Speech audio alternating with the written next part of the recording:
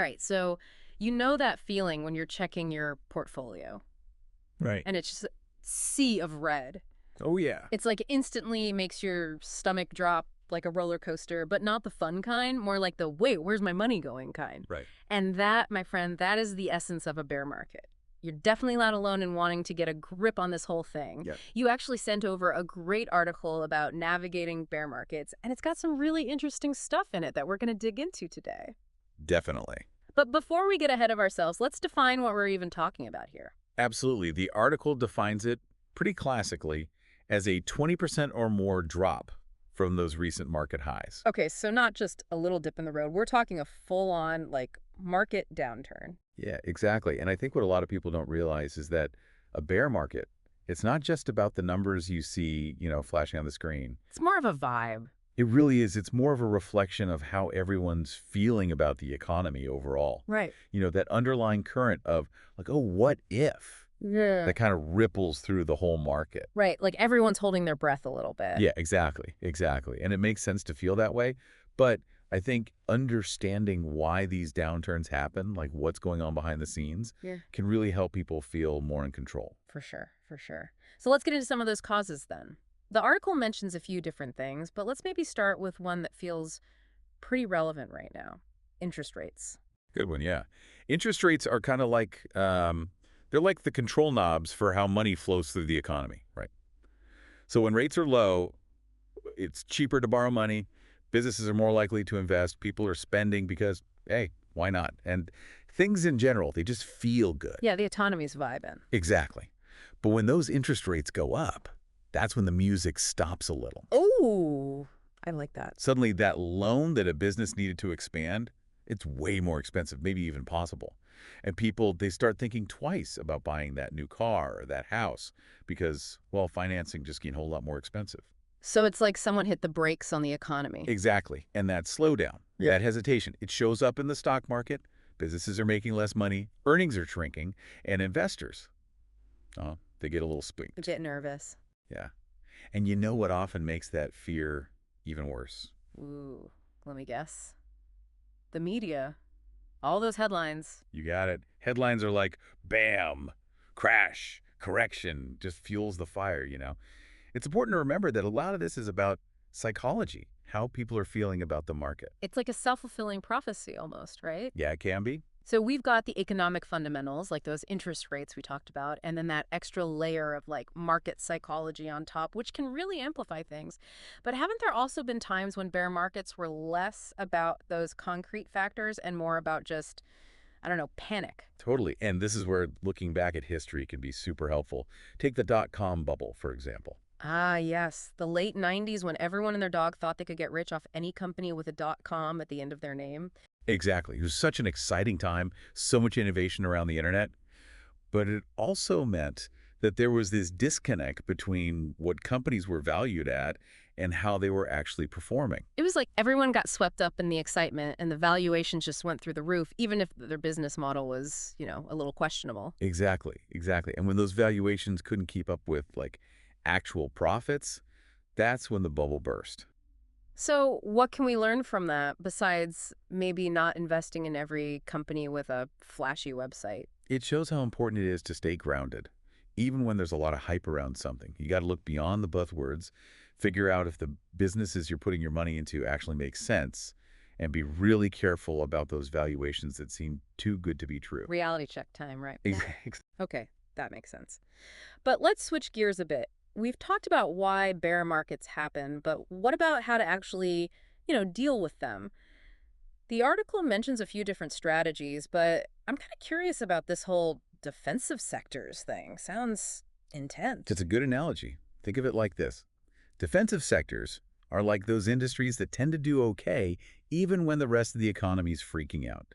They're the companies that are making stuff that everyone needs no matter what. So we're not talking about, like, luxury cars or anything then? Not exactly. More like your everyday essentials, Yep. food, drinks, cleaning supplies, that kind of thing. No matter what's happening in the world, people still got to eat, right? Yeah, true. What else falls under that umbrella? Healthcare is another big one. People are always going to get sick, need medicine, need to see a doctor, regardless of what the stock market's doing. And I'm guessing utilities are considered pretty defensive too. Everyone needs power and water. You got it. Those are essential services. People rely on them every single day, so they tend to be more stable, even when the market's going crazy.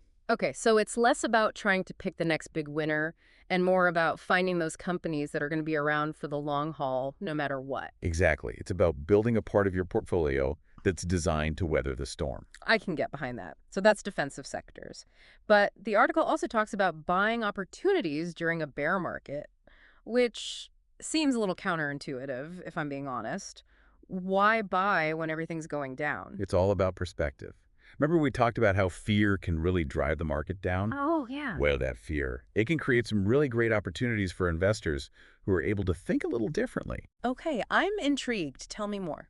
So imagine a company that has really strong fundamentals. We're talking solid earnings, good balance sheet. They're a strong competitor in their industry. Got it. They're like the all-star, the MVP. Exactly.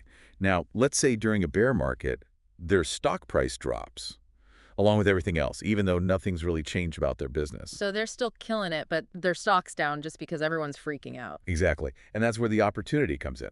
Smart investors, they see that disconnect between the stock price and the company's actual value, and they realize, hey, this is a chance to buy low. Like getting a discount on something that's still high quality. You got it. It's like finding that, I don't know, that fancy coffee maker you've been wanting on sale for half off just because the store is having a clearance. The coffee maker's the same. It's just the price that's different. That's a good analogy. But figuring out which companies are actually undervalued, that seems tricky. How do you tell those apart from the companies that are actually struggling? That's where doing your research is super important. Don't just look at the stock price. Dig into their finances. Understand their competition. Try to figure out what their long-term prospects look like. So don't just buy something because it's cheap. Figure out why it's cheap. Exactly, exactly.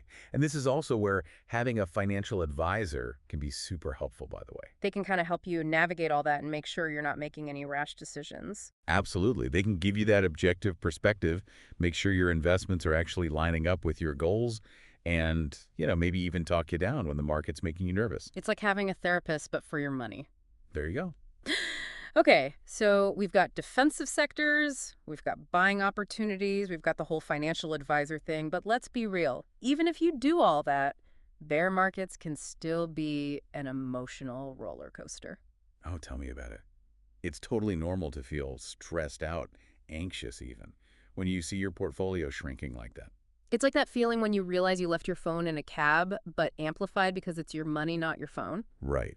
And just like you wouldn't chase after every cab in the city hoping to find your phone, you shouldn't make big investment decisions based on those short-term market ups and downs.